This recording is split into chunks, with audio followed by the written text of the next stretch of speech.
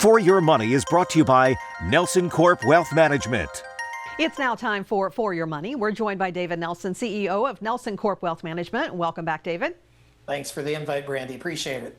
So, David, with all the recent tax debates, it's worth asking, how much does the government typically collect? It's a good question, and a lot of the talk right now, as I'm sure folks are probably already getting tired of, is whether we're going to raise taxes, whether we're going to cut taxes.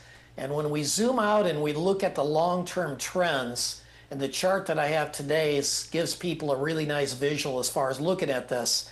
We're going back to the 1930s, and we're looking at the economy, and basically what we're looking at here is what the federal government brings in relative to the GDP, so the gross domestic product. And what it shows is a remarkable consistency since World War II on tax receipts and how they've mostly stayed between, say, 6 and 10% of the GDP, gross domestic product again. The long-term average is right around 7.6.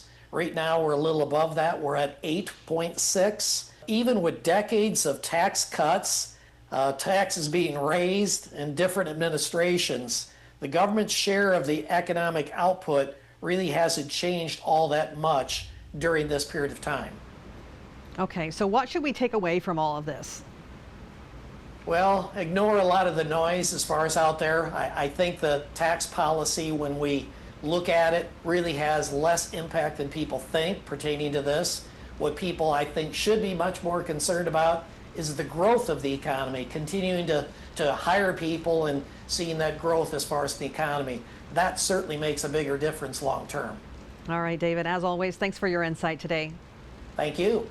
If you missed any of our discussion, we'll make it available for you on ourquadcities.com.